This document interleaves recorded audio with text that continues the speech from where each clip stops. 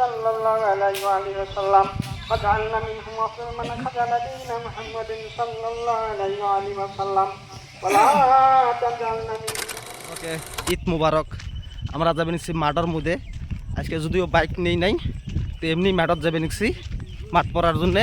তো আমাকে এই জায়গা থেকে অল্প দূর যদিও মানে কয়েক গ্রামের মিলি সেন্টারের মধ্যে আছে। আপনারা দেখছো সেন্টারের মধ্যে মানে 4টে গ্রাম মিলি আমাকে একটা গ্রামের মধ্যে মাঠটা আছে। তো সেই মাঠত আমরা টাইমটা ফিক্স করা হয়েছে 8:30। আমরা গ্রামের মানুষ যদিও যাবে নিচ্ছি রাস্তা দিয়ে। এপাশে কয়েকজন আছে, তো আমরা যা আছি। তো আজকে রিভিউটা দিমু মাঠ কোন জায়গাত কি সমাচার, তো আর মাঠের মধ্যে যামু কি করমু, তো দেহের পাবে এই ব্লকের মধ্যে। তো ব্লকটা দেখতে থাকো। তো অবশ্য পাই নাই এখনো, এই পাশে দিয়ে গাড়ির জাম লাগি গেছে, গাড়ির মধ্যে যা আছে। এবার যদিও আমি গাড়ি নিয়ে আসি নাই, তো ভালাই হচ্ছে। আর এই পাশে দেহের পাশে এটা হচ্ছে উজু করার জায়গা।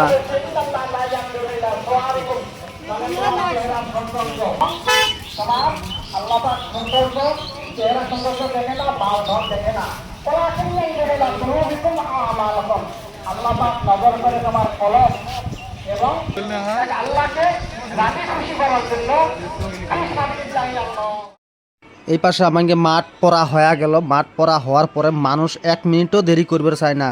মানে কত মানুষ এই যে এই মাঠের মধ্যে ফুলেরচর মাঠে, যদিও কয়েকটা গ্রাম 5টা গ্রাম মিলি একটা মাঠ। এই পাশে হচ্ছে রাস্তা। এই যে আবাদ যেগুলি করা হয়েছে এগুলি হচ্ছে মাঠের ভিটের মাড়ি। তো বহুত বড় মাঠের ভিটে। তো এরপরও মাড়ি কিনা হয়েছে, তো মাড়ি কিনি বড় করা হয়েছে, তো আরও ভবিষ্যতের জন্যে। আর এই পাশে দেখছো মানুষগুলো যদিও নামাজ পড়া হলে এত ব্যস্ততা কি জন্য যাওয়া লাগবে, বাড়ি যদি যাবই তো অত ব্যস্ততা করার কি জন্য। আর এই পাশে দেখছেন আপনারা পয়সা কালেকশন করে আছে মাঠের ভিটের জন্যে।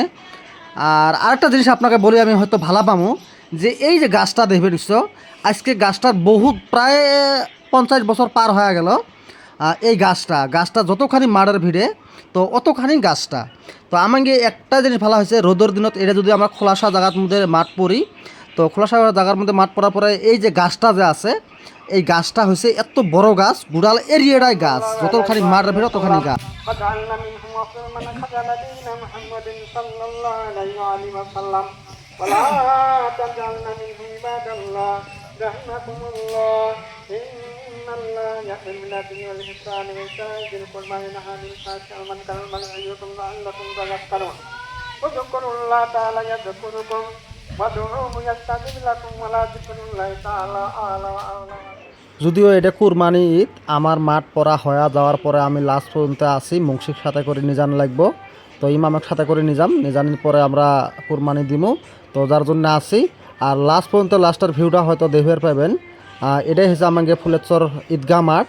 তো ঈদগাহ মাঠের ভিউটা দেখামো লাস্ট পর্যন্ত কি দেখতে পাবে। তো এতটুকুই আছে ব্লগ।